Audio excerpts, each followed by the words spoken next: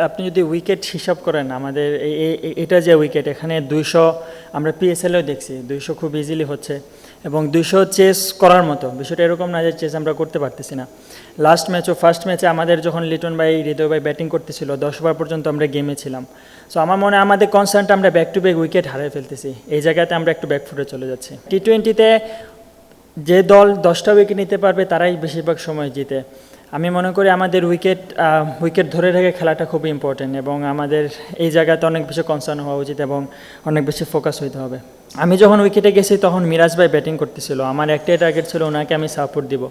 উনি যতক্ষণ মাঠে থাকবে আমার ফোকাস ছিল যে আমি স্ট্রাইক রোটেট করব এবং মিরাজ ভাই আমার বলতেছিল যে তুই থাক, তুই সাপোর্ট দিলে আমরা ম্যাচ বাইর করে নিয়ে আসতে পারবো। কিন্তু আনফর্চুনেটলি আসলে আমরা আর্লি অনেকগুলো উইকেট হারাই ফেলছি। সো 200 চেস করতে গেলে আমাদের ব্যাটসম্যানদের দায়িত্ব নিতে হবে ডেফিনেটলি। সো আমরা উপর থেকে যদি আরেকটু দায়িত্ববান ব্যাটিং করি তাহলে আমি মনে করি 200 চেস করা সম্ভব। I think back to back wicket is the concern. After Emon got out we lost Tamim's wicket and then Liton and Hridoy tried to make a partnership, but again we lost Liton's wicket and then again Hridoy, and back to back wicket. I think that's the area we collapse. I think আসলে আমাদের যারাই টিমের মধ্যে আছে তারা সবাই well proven এবং তারা ডোমেস্টিকে বলে ইন্টারন্যাশনালে বলে সব জায়গাতেই প্রুভেন প্লেয়ার।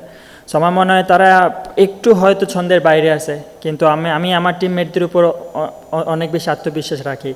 আমি আশা রাখছি তারা নেক্সট ম্যাচে কামব্যাক করবে এবং আমি মনে করি ব্যাটসম্যানরা যদি আরেকটু দায়িত্ববান আমরা ব্যাটিং করতে পারি তাহলে এই উইকেটে 200 চেস করা পসিবল। এবং আমাদের পার্টনারশিপ বিল্ড করাতে অনেক বেশি কনসেন্ট্রেট দিতে হবে, কারণ আমাদের আমরা ম্যাচটা হারতেছি ব্যাক টু ব্যাক উইকেট যাওয়ার কারণে। সো ওই জায়গাটা আমাদের মেইন কনসার্ন। আমি মনে করি ব্যাক টু ব্যাক যাতে উইকেট আমাদের না যায়, আমাদের রান অটো চলে আসে, কিন্তু যখন ব্যাক টু ব্যাক উইকেট যায় তখনই আমরা ম্যাচ থেকে বাইর হয়ে যাচ্ছি।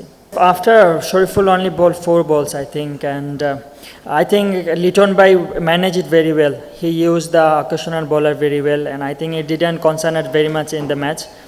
And when I went to the batting with Miraj Bhai, I was just trying to support him. I was trying to rotate my strike, and when Hassan came, I told him I will get the chance if I get ball in the slot. So that was the plan.